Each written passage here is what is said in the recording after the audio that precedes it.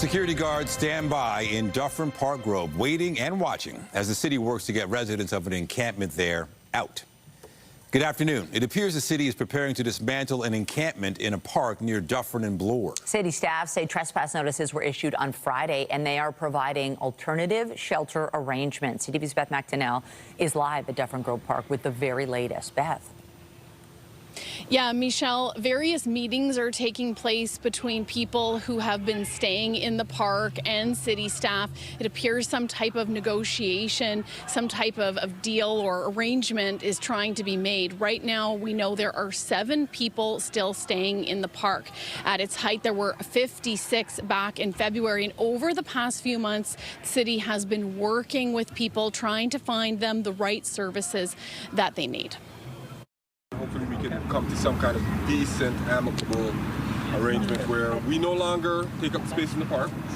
Discussions are underway between city staff and people who have been staying in tents in Dufferin Grove Park for months. The city says it's been working with 56 people since February, and 7 people are left. The city says on Tuesday, trespass notices expired. There was some progress yesterday where some longtime residents of this encampment accepted the supports that have been offered to them over the last several months, and those residents have moved into a shelter. So we're optimistic that more will accept the services. Security guards and additional city staff are in the park. The city says it has put aside shelter space for people still staying here and will help them move, but some don't want to go. The reason why we're not interested in shelters is very simple. We have been, most of us have been traumatized in the actual shelter system. There are people in very vulnerable conditions that either live or support here itself, that have partners and stuff that are targeting them to look to literally murder them. And if we go into the shelter system itself, those people will get attacked. Some who live near the park are unhappy with the state of the encampments. A relief that it's going to be gone, because I think it was a security concern for the neighborhood and the community, but at the same time I feel very bad because I don't know what's going to happen to them. The city says trespass enforcement begins in 2 cases. One, if there is an immediate emergency, public health or safety risk. The second, if outreach is unsuccessful. One resident staying here in the park that I was speaking with says that he wants a 1-bedroom, and some other residents want 1-bedrooms as well. I asked the city spokesperson about this, and he told me that essentially it's about developing a housing plan, something specific that meets the needs of each individual person that's staying here. It's not that eventually that 1-bedroom isn't possible, and 9 of the people that have left since February have moved to permanent housing. Reporting live, I'm Beth Macdonell. Michelle and Nathan, back to you. Thank you, Beth. And the city's shelter support services are among the concerns raised by a group gathered at Nathan Phillips Square. Demonstrators are accusing the city of mismanagement on a number of issues. CTV's Natalie Johnson is live in the square with more. Natalie. Hi, Nathan, that's right. This is a group that forms a broader coalition accusing Mayor Chow of a crisis of leadership here at City Hall. They have concerns about a number of files, everything ranging from harm reduction to bike lanes, bus lanes, and more. I'm joined now by Cody Macrae, who represents Balance on Bloor. Cody, tell me the concern of the group here when it comes to the way this administration is operating at City Hall. Yeah, I think it's just about the process in general, and it's about truth and reality, and it's about actually listening and having tough conversations with residents of their community. I think we really need to get together. It's not about left or right. It's about what works, and it's about building communities and being about balance and listening to concerns from residents, because we've been ignored now for years from this current administration. Chow and numerous councillors do not actually take the time to listen to concerns of citizens, and they just carry on with ideology and based upon spin after spin after spin, instead of actually getting together with the communities, listening to the concerns and responding to the concerns and implementing policies based on what they're hearing. Next year is an election year as we move into 2026. We're going to see some campaigns get underway. What are you hoping to see at the municipal level? Yeah, I hope to see a lot of change. There's a lot of councillors, including ours, Amber Morley, who doesn't deserve to be there, in my opinion. And currently, the way the mayor is operating, I don't think she deserves to be there either. She, again, they just ignore and dismiss valid concerns from residents, and it's a growing concern, as you saw earlier today. We need to build a city that works for everybody, not just the loudest 3% of activists in the room. Okay, and I've just received a response from the mayor's office that reads, Mayor Chow is focused on addressing the cost of housing and homelessness through building more affordable housing, fixing our aging TTC, and addressing crime by hiring 700 more police officers and investing in youth and many other challenges that face a growing and thriving city. That's it for now from City Hall. I'm Natalie Johnson. Michelle and Nathan, back to you. Thank you, Natalie. Still ahead, the Bank of Canada cuts the key lending rate to 2.5%. Details coming up a little later in the newscast. But first, we take you outside. Here is a live look at the city skyline. Beautiful conditions. Once again, we have been treated every day to lovely September weather, and today is one of the hotter days on the schedule. We're talking humidity, Lindsay. Feeling like 30 at the height of this afternoon, Michelle. How about that for now entering the second half of September? And believe it or not, tomorrow could be even hotter. Here's a look at where we stand right now. 22 degrees, feels more like 24. Once again, we're dealing with an east wind. You may not notice it all that much because the winds are very light in nature. All is pretty clear on the satellite and radar. We have had a little more cloud today in eastern sections of Ontario, Kingston over toward Ottawa, creeping into Peterborough, and perhaps even Durham region experiencing some cloud mixing with the sun. But we anticipate it will be a dry weather day, mainly sunny this afternoon, 25 degrees, humidex 29, and tomorrow it's going to feel like 32. So we'll talk about that and the chance of a shower tomorrow afternoon. That's all ahead. Nathan, for now, I'll send it over to you. All right. Thank you, Lindsay. A search for answers is underway in the downtown core after a pedestrian was struck and killed early this morning. It happened near Sherbourne and Shooter around 12:30 a.m. Police believe a man in his 20s was lying in the road when he was hit by a vehicle driven by a man in his 40s. Emergency services attended the scene of this collision and administered life-saving measures. However, very unfortunately, the victim succumbed to his injuries and he was pronounced deceased at the scene. I can tell you that the driver did remain on scene and he is cooperating with the investigators. Police haven't confirmed why the man may have been lying on the road, and they're asking witnesses or anyone with dash cam footage to get in touch. Police were investigating after a stabbing at Finch West Station last night. Toronto police say a male victim was found stabbed in the bus bay area of the station. This was just before 10 p.m. He was rushed to hospital with serious injuries, but is expected to survive. There's no word on any possible suspects at this stage. And looking north of the city, investigators are searching for 2 suspects wanted in connection with a fire in Vaughan. York Regional Police say just before 1:30 yesterday morning, officers responded to a fire in a commercial plaza near Centre Street and Dufferin. 2 suspects can be seen smashing a glass door and using an accelerant to start the flames. The building was unoccupied and there were no injuries. Witnesses or anybody with information is asked to call police or Crime Stoppers. Provincial police say a 21-year-old man is facing charges after a dangerous wrong-way driving incident on the 401 in Milton. Ontario Provincial Police sharing this footage from a vehicle driving westbound near James Snow Parkway at around 6 p.m. on September 7th.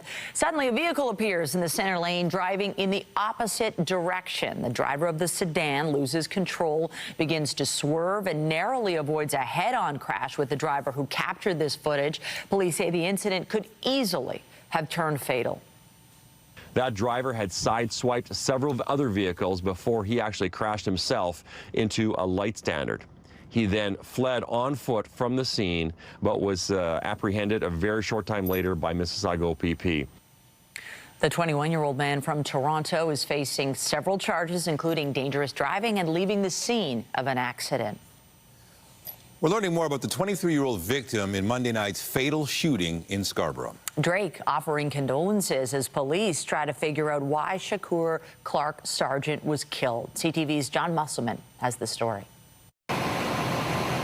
Police allege it was a targeted killing. A 23-year-old man shot and killed just after 10 o'clock near Kingston and Galloway roads. I can tell you the victim has been identified as Shakur Clark Sargent, 23 years old, of Toronto. I'm also able to advise that we have made 1 arrest in relation to this investigation, and we have 1 more suspect that is still outstanding.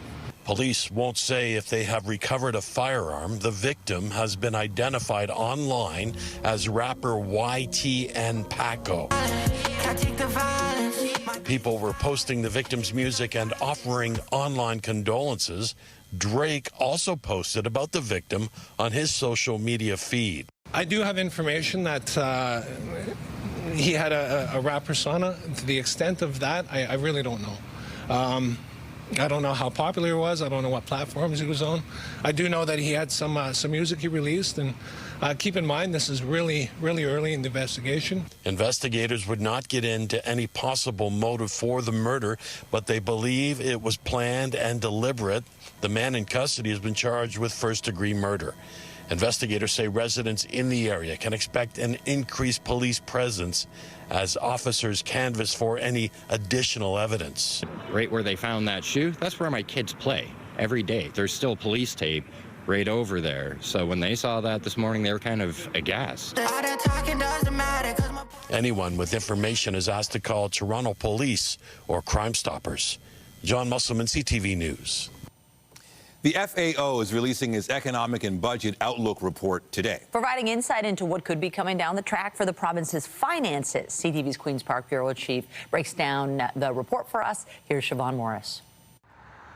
In the midst of a trade war with no end on the horizon, Ontario's Financial Accountability Officer shares a prediction of the province's finances marked by lots of red ink. The FAO projects that the budget balance will deteriorate from an estimated deficit of $1.3 billion last year to a deficit of $12 billion in this fiscal year. That's based on a few different factors. From a projected 1.7% decline in revenue due to a slowing economic outlook and the loss of temporary revenues, combined with a 3.1% increase in spending. A spokesperson for the Minister of Finance stresses this report's only a snapshot in time, writing in part, as highlighted in the 2025 budget, we remain on a clear path to balance by 2027-28 as we work to protect our economy and make Ontario the most competitive place to do business in the entire G7. Today, we learned this budget was a fiction. It's not worth the paper it's written on.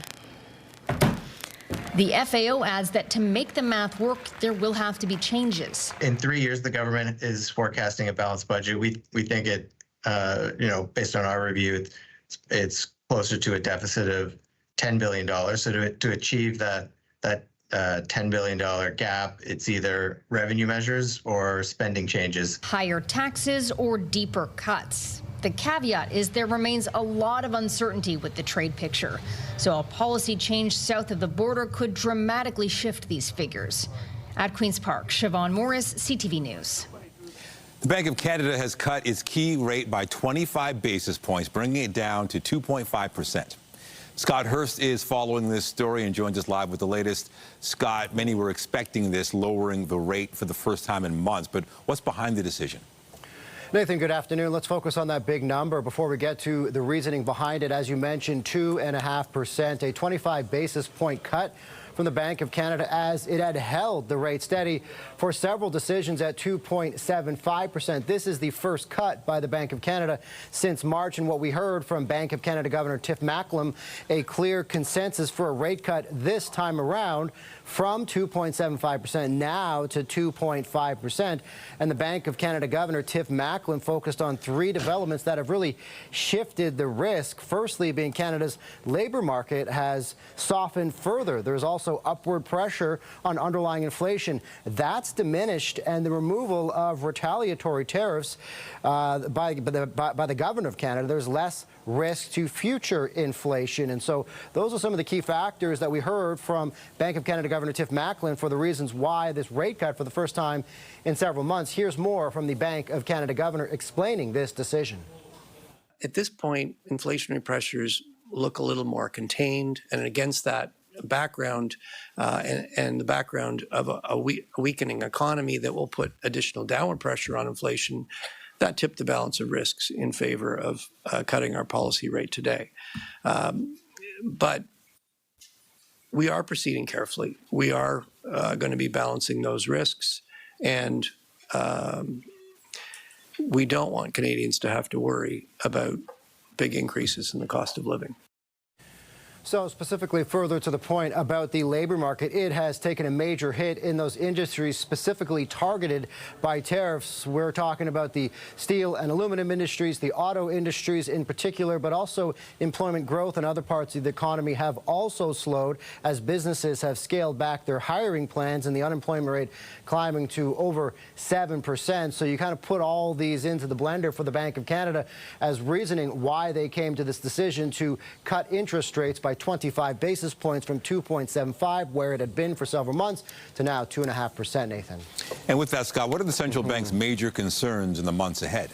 There are a lot of concerns going forward, particularly around still all the uncertainty. As the Bank of Canada has said, it will focus really on a shorter horizon than usual. Of course, a lowering of the rate will help ease borrowing, first and foremost for those with variable rate mortgages. But because of all the uncertainty still going on in the economy, in the whole global restructuring of the world economy, and really the unpredictability of the White House, where things could change at a moment's notice, as we continue to deal with the trade and tariff war with the Donald Trump administration, the Bank of Canada is still concerned about all the uncertainty and further contracting of our economy as it looks about what it plans to do in the future in terms of any more rate cuts coming down the pipe. But in the meantime, it's decided that there is a point right here where, after holding steady for several months, Nathan, it has cut the key interest rate to 2.5%. All right, CTV's Scott Hurst in the CTV National Newsroom. Thank you. Thanks, Nathan. The U.S. is taking the first official step toward renegotiating its trade agreement with Canada and Mexico. America's trade representative will begin 45 days of public consultations prior to a mandated review of the trade deal next year. There will also be a public hearing in November. The Prime Minister is looking to change some aspects of the deal, pointing to exemptions in trade law that allow the U.S. to impose sectoral tariffs on Canada. Mexico has started a public consultation process to gather information on the functioning of the trade agreement. It has so far shielded Canada and Mexico from the full impacts of America's tariffs. Meanwhile, Prime Minister Mark Carney will travel to Mexico tomorrow. The Prime Minister's office says he'll meet with Mexico's president. They're scheduled to talk about security, infrastructure, investment, energy, and trade. The visit is intended to enhance ties with Canada's key trading partner. One of Canada's highest-profile politicians has resigned from the federal cabinet. Chrystia Freeland is no longer Transport and Trade Minister. Instead, she will now serve as Canada's new special envoy for the reconstruction of Ukraine. CTV's senior political correspondent Mike Lecouteur has more. Chrystia Freeland left her final cabinet meeting with Prime Minister Mark Carney, signaling an amicable departure. Now, details of her new job only came in a statement from Carney, saying, "I have asked Chrystia to serve as Canada's new special representative for the reconstruction of Ukraine." A source speaking on background says Freeland will work with Ukrainian leaders to rebuild its economy. The work that Chrystia will lead on Ukraine will be deeply impactful, not just for the war, but for Canada's national security. Since 2013, Freeland has been linked to Justin Trudeau, handling key portfolios and becoming the country's first ever female finance minister. Chrystia, what the are you doing in Alberta? She also became a divisive political figure because of those ties to Trudeau. She's probably trying to get out of town and as far away as possible before this disastrous November budget comes, and I don't blame her. In her first resignation from cabinet last December, she wrote a blistering letter criticizing Trudeau for costly political gimmicks. That led to his resignation as Prime Minister less than a month later. Freeland ran for the Liberal leadership, but came in a distant second to Mark Carney. In a statement, Freeland thanked her constituents and praised the current Prime Minister, saying Mark Carney is a unifier in a time of crisis, and I have absolute confidence in his ability to lead us through it. Ontario's Premier also praised her time in Cabinet. She's always a friend. I talk to her almost daily, bi-daily, and she's a good person, and she'll do a great job over in Ukraine, and I support her all the way. Dominic LeBlanc will now take over on internal trade, and the transport file will be handed to Government House Leader Steve McKinnon. Mike Lecouteur, CTV News, Ottawa. Donald Trump has arrived in the UK for a second state visit.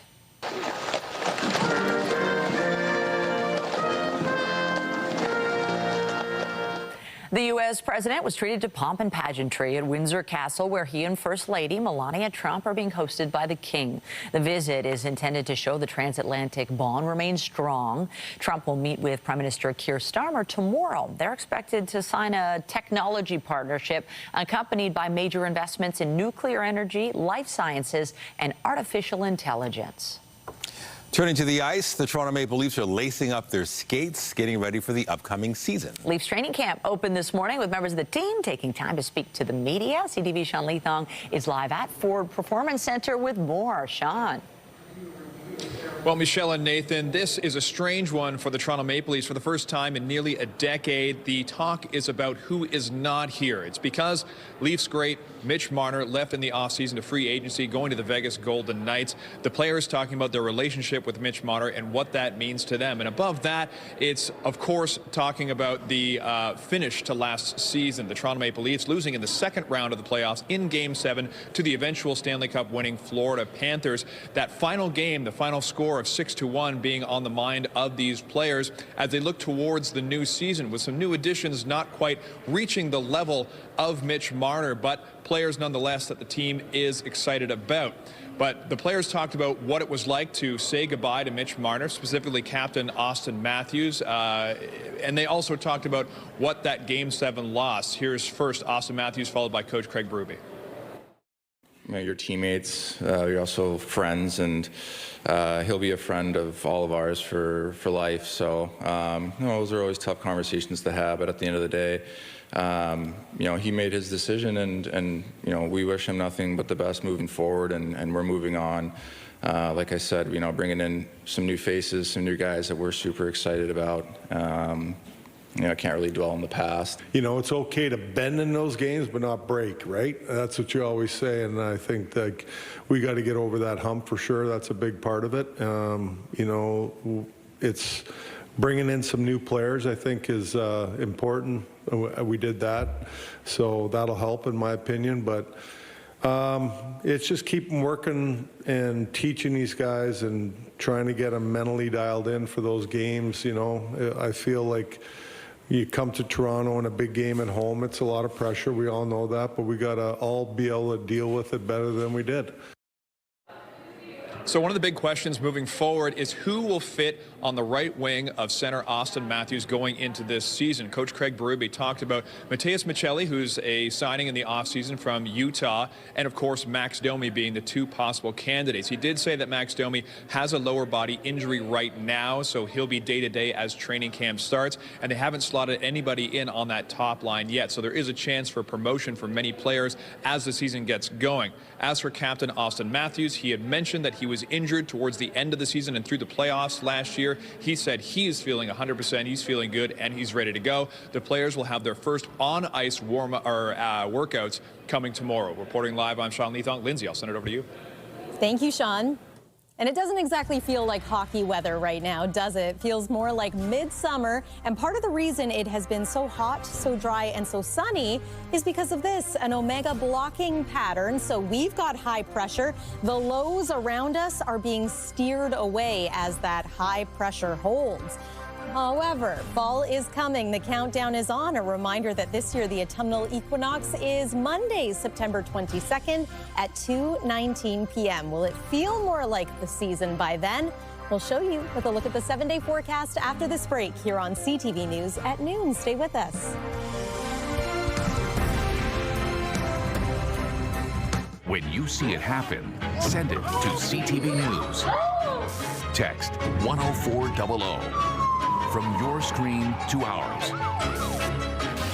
Text 10400. All right, it's the middle of the work week, and once again, another lovely day where you have to get outside if you can to try to enjoy it. Honestly, how about this never ends? How about this is our climate now? I think this, can you imagine we got weather like this all year round? Spectacular. Yeah, it would make my job a little quieter, but True. I've been enjoying this week, though. No complaints from me. I think everyone has been enjoying the weather lately. If you're ready for a change, I wouldn't say that there's a dramatic one coming. We are going to cool down a little bit heading into the weekend. Before that, though, we're going to warm up. Tomorrow's likely to be our hottest day of the week. And if you're waiting for rain, there's a chance tomorrow and maybe a few showers into the early part of next week. Weather is brought to you by the Presler Law Firm Injury Lawyers. You don't pay unless they win. How about that sunrise this morning? Beautiful sky and a gorgeous skyline. I love seeing this. I do want to mention that the sunrise time is now about 7 a.m. and sunset time is going to be roughly 7:20. So we are getting closer to that equinox that we're talking about, equal parts of day and night as we transition to fall. And again, fall arrives on Monday. So a couple more days of summer to go. And yeah, it sure feels like that season today and really for the next few. 23 degrees this hour in Wyerton. It's 25 in Windsor. Remember just how hot it was yesterday? In places like Peawanuck, dramatically cooler today at 9 degrees. Yesterday it felt like 36. Still quite warm in places like Moosonee and Timmins. And we here in Toronto are currently sitting at 24 degrees, feeling like 27. So already quite warm with several more hours of daytime heating to go. 29 is what we expect it's going to feel like at the height of the day, but 30 in places like London, Hamilton, Niagara Falls, feeling like 29 in the Peterborough area too. Just want to remind you of the fact that our seasonal norm is about 20 degrees. So we are well above that. We have been. Yesterday we made it to 25.8 degrees. And again, tomorrow we could hit 27. Feeling like 32. There's your evening at a glance. Beautiful for tonight. Sun is going to be setting at about 7 p.m. So that's the temperature we're expecting for that hour. Clear skies, bit more of a southerly wind, but still very light in nature. Overnight, 14 is our forecast low. Clear skies, seasonal temperatures in most areas. And then tomorrow, this is more like late July or early August than it is mid to late September. Feeling like 32, westerly winds this time around, maybe a little bit breezier to around 20 kilometers per hour. And now we're going to talk about the slight chance of a shower. Not so much today. As mentioned, we've seen a little more cloud cover in eastern sections of Ontario. That's thanks to this disturbance stateside. I talked about that Omega blocking pattern. For the most part, it's still holding, but the pattern is starting to change. We are going to see a cold front swing through for tomorrow. That brings us a bit of an increase in cloud cover. It also brings us the slight chance of a shower. So that's around 4:30. Most areas are going to remain dry. Friday, we see the cloud cover clear. It's looking like a dry weekend as well. And then a chance of showers returns into next week. So we go from 27 degrees feeling into the 30s on Thursday to a high of 22 Friday. Only 19 degrees for Saturday, so that will be a noticeable change. But then some warmth returns for Sunday and into the early part of next week. Chance of showers for both Monday and Tuesday at this time. That's the weather for now. Michelle, over to you. Thank you, Lindsay. Well, this next story is weather-related. Smaller than normal pumpkins are popping up in different parts of the country ahead of Thanksgiving and spooky season. CTV's Spencer Turcott has more on how the dry and hot summer is largely to blame. Vibrant rows of pumpkin varieties are on display at Good Family Pumpkins in Waterloo. But this summer's weather across much of the country hasn't been kind to the plant. For sure, the lack of rain has definitely, in August, has affected some of the growth. And Karen Good of Good Family Pumpkins says their larger Halloween-type pumpkins have had a bit of a spook because of the dry and hot conditions. I think with some of our bigger pumpkins, I feel that they're smaller. Although they've had better luck than others. For our farm, not as significant as maybe some other farms in Quebec, or PEI was also having some issues. These ones should be at least 30% bigger. Philip Quinn of Quinn Farm in Quebec has noticed fewer pumpkins in his patch. Usually a nice healthy plant will have 5 or 6 fruit on it for this variety and 3 or 4 fruit on it for this variety. But we're seeing plants here with just one single large fruit and then maybe a smaller fruit on it. It's a similar tale across much of the country. About 71% of Canada was classified as abnormally dry or moderate to extreme aridity, according to the Canadian Drought Monitor. So it seems like Good Family Pumpkins may have lucked out, considering they haven't taken much of a hit. Whether it's our soil, whether it's just we got lucky, the varieties we grow, yeah, hard to know. Meaning more out-of-town customers may be coming Karen's way. I get people here saying, yeah, my friend has a farm up wherever up north, and they don't have any pumpkins. It's a total crop failure, and that's like maybe an hour or two from here. So with the spooky season fast approaching, some patches are dealing with the trickiness of little precipitation. Others have the treat of an almost normal crop. Spencer Turcott, CTV News, Waterloo. Coming up, a new study shows an increasing number of cancer patients are being diagnosed in emergency rooms, highlighting the shortage of family doctors.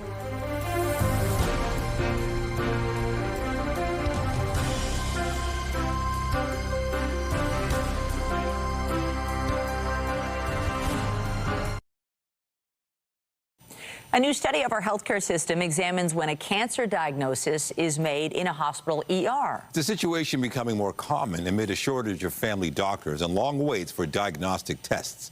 CTV's health reporter Pauline Chan explains. Emergency departments are unique. We often provide episodic care, so we only see a patient once and we don't have ways to follow up with patients, make sure that referrals that were sent actually happen. A recent study by Dr. Kirat Gurwal shows an increasing number of cancer patients are actually being diagnosed during a visit to the emergency room, pointing to the lack of access to family physicians. We interviewed 20 emergency physicians across Ontario. The problems range from the environment. Emergency departments are routinely overcrowded. Patients who have suspected cancer diagnoses are often seen in waiting rooms and hallways, and having these discussions can be difficult for both patients and providers. To the follow-up, as biopsies are usually required for a cancer confirmation and any referral to an oncologist. The challenge with the emergency providers is they don't have that continuity with the patient. So they can make the referral, but oftentimes we'll get referral rejections, which is one of the things that came up in the study. Gurwal is calling for more standardization of access to screening and care. She points to programs that already screen for breast or lung cancer. And if you have a patient with suspected lung cancer in the emergency department, you can be fairly confident that they will reliably be followed up in a timely fashion. We know that screening guidelines are the age is getting younger and younger. And in some of the young adult patients that I care for, we're often reminding them that the goal is to get screening when you feel well. And Dr. Alicia Kazam says some screening can even be done by self-referral. Pauline Chan, CTV News. Fall is just around the corner, and that means the return of respiratory virus season. As cases of the common cold, flu, and COVID are expected to tick up, RSV also remains a risk, with potentially serious consequences for vulnerable populations. The province is expanding eligibility for various shots that protect people from the virus. Dr. Alan Grill, Chief of Family Medicine at Markham Stouffville Hospital, spoke with CP24 about who's eligible to get the shot for free under OHIP. The nice news, and for anybody out there that's over 75 years old, this is big news, it is now covered for those individuals. It's free. So all they have to do is go to their primary care provider, family doctor, nurse practitioner, and we can give it to them. It's going to probably roll out around October, right before the season starts. If you're age 60 to 74, it's also covered if you live in a long-term care facility or retirement home, immunocompromised, if you're experiencing homelessness or you identify as First Nations, Inuit, Métis, you're also covered. The vaccine is also available for other adults 60 and up who choose to pay out of pocket. The province also covers RSV immunization for infants up to 8 months of age entering their first RSV season, and high-risk children up to 2 years old. The province is once again expanding the scope of practice for a number of health professionals. Health Minister Sylvia Jones says the changes will reduce wait times and pressure on the healthcare system by allowing more providers to work to the full extent of their training and expertise. Among the proposals, optometrists would gain the authority to perform minor surgical procedures under local anesthesia, and certain psychologists would be able to prescribe medications like antidepressants. The province would also expand the list of conditions pharmacists can treat and the tests and vaccines they can administer. The Ontario Medical Association has previously pushed back on increasing the number of ailments pharmacists can address, pointing to the specialized training physicians receive.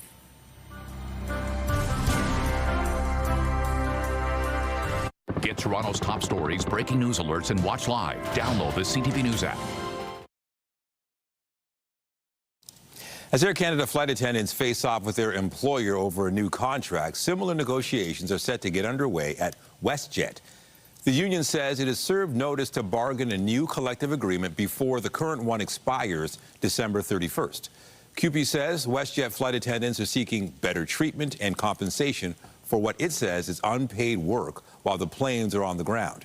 Earlier this month, Air Canada flight attendants rejected their employer's latest wage offer in a new contract vote after striking in August over similar concerns. Speaking of WestJet, the airline has begun repair work on the plane that experienced a hard landing in Saint-Martin last week. The flight from Toronto landed roughly on its right landing gear on the runway of Princess Juliana International Airport on September 7th. The Transportation Safety Board of Canada launched an investigation shortly after. The airline says investigators have released the plane to them, allowing repairs to begin. We're learning more about a botched investigation into a pair of car salesmen accused of selling stolen cars. The charges were dropped last week. As CTV's John Woodward reports, one salesman and his lawyers say Toronto police made a simple but consequential mistake. It's been hard for Fatty Zito to go out in public this past year. You cannot do anything. You cannot work. Anywhere you go, people look at you in a bad way. They think you're a criminal. Toronto police accused the 33-year-old car salesman of selling around 24 stolen cars out of this Scarborough dealership, alongside fellow salesman Harris Bachneck. For 176 charges, I'm like, in my whole life, I never get arrested. I never had a problem, not even a ticket. The charges came at the height of a vehicle theft crime wave, with $1.5 billion worth of vehicles taken off the street annually nationwide. Zito insisted he wasn't guilty. He says he tried to show officers documents with the history of one Porsche Cayenne he sold that went straight back to the manufacturer. The pair were also accused of forging Carfax vehicle history reports, and that may be where the charges fell apart, said his lawyer, Danny Kafetz. There was nothing wrong in any of the documentation. Kafetz says police believe the Carfax reports were forged because the ones given to customers at the time of sale didn't match the ones they pulled up during their investigation. Here are two Carfax reports that illustrate the problem with that approach. They're both from the same car, but from different dates. This one has an extra year's worth of information. That's why they don't match.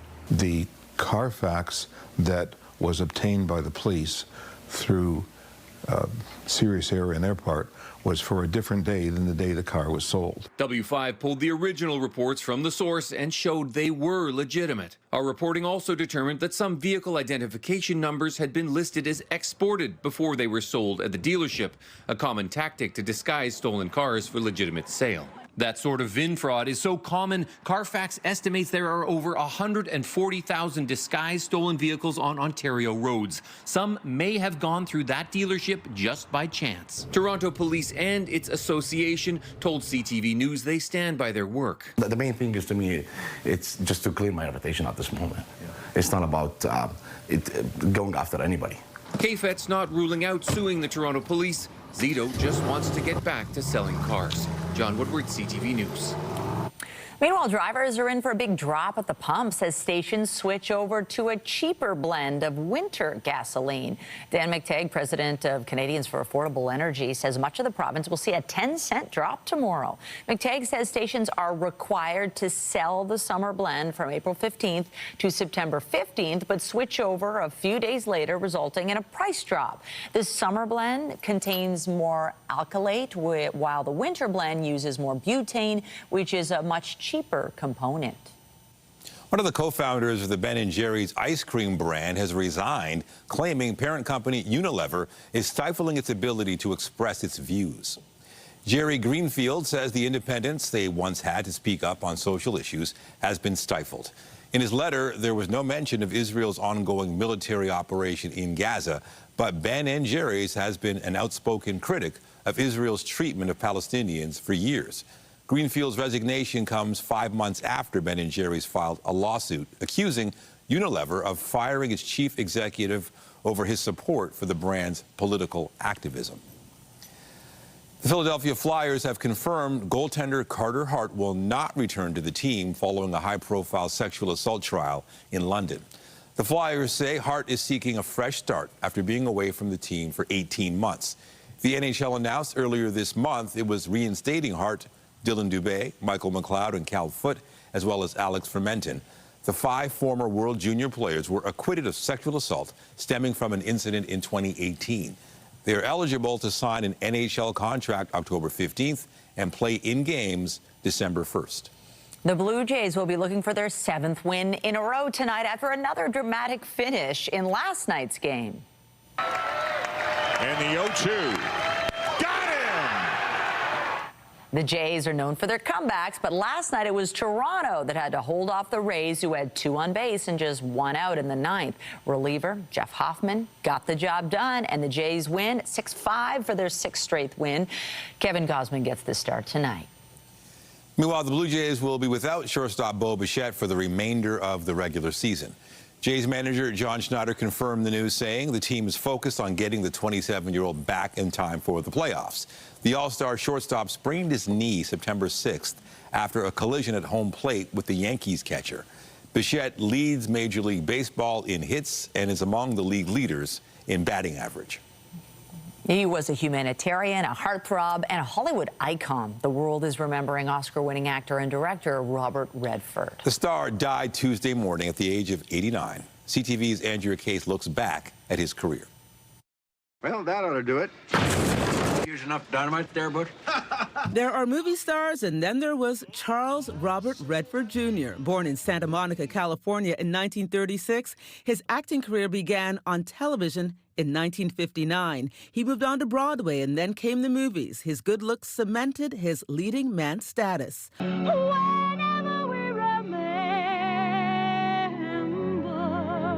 Robert Redford was someone who I think wasn't always given credit for his enormous talent as an actor, simply because he was too good looking. He had the Brad Pitt syndrome that people, I think, for a while just refused to take him as seriously as he deserved to be taken as an actor.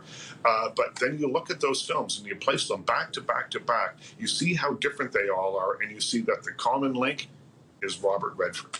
Marvin, what do we do now? He made his directorial debut with the family drama Ordinary People in 1980. It garnered him his first Academy Award. I think probably the high points are ones where I was able to make a film that I was told I couldn't. Their performances I'm pleased with, but I'd rather not get into that. Redford stood for many issues, his star power attracting attention to causes which included political activism, the environment, Native American and Indigenous peoples' rights, and LGBTQ rights. In 1981, he created the Sundance Institute, named after his Sundance character, and in 1985, the Sundance Film Festival was born, taking place where he lived in Utah in the middle of winter. Our job and our role is to create a space and a platform to bring new voices and new ways of seeing the world using independent film.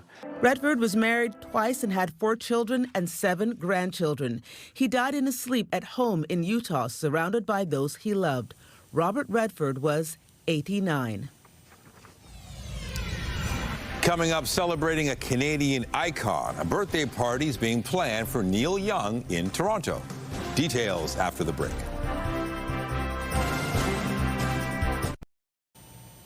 He's a Canadian icon, and Neil Young is about to celebrate a milestone birthday. To mark the occasion, a big party is planned for here in Toronto. Wanna see you dance again, because I'm still in love with you. More than a dozen Canadian musicians plan to mark his 80th birthday with a fundraiser at Massey Hall in November. Serena Ryder, Dallas Green, Jim Cuddy, and Donovan Woods are among the artists in the lineup. Organizers say the set list will span Young's entire catalog of music, which dates back to 1969. And proceeds from the concert will go to the music education charity Music Counts. Neil Young himself has been, of course, invited to the party, but it isn't clear yet if he's going to attend. Tickets go on sale Friday morning. And the finalists for the 2025 Toy Hall of Fame are out, and there are some surprises. The list is compiled each year by the Strong National Museum of Play, and this time around, snow is one of the options up for the honor. Referring to snowball fights, organizers describe the substance as mostly harmless projectile that provides endless fun. Other finalists include board games, Trivial Pursuit, Connect 4, and Catan, as well as spirographs, scooters, slime, Tickle Me Elmo, Furby, and cornhole. The public can vote on their favorites, and a panel of judges will decide which will be inducted into the Toy Hall of Fame in November. Is snow a toy? No, it's not a toy. Come on. That list gave you a whole bunch of toys. Dirt. Nature's toy. Yeah, snow. Dirt. My son loves that toy. Those aren't toys. Both of those toys are free, though, so there's very that. true. Yeah, it's very accessible to all, especially in this country, but we're not talking about snow. No, the farthest thing from snow. Any snow would melt out there today. It is a very warm September day, and it's going to be above seasonal tonight as well. Here's your overnight at a glance. Clear skies, 14 degrees. How about tomorrow? 27 degrees will feel like 32, and the next few days are going to be warm as well. There's one more look at the 7-day forecast. Nathan and Michelle. Thank you, Lindsay. And that is CTV News at noon. Remember, you can get Toronto's breaking news all day long on CP24 and at ctvnewstoronto.ca. For Lindsay Morrison and all of us here, have a pleasant afternoon. I'm Michelle Dubé. And I'm Nathan Downer. Be sure to join us later for CTV News at 5 and 6. Have a great afternoon.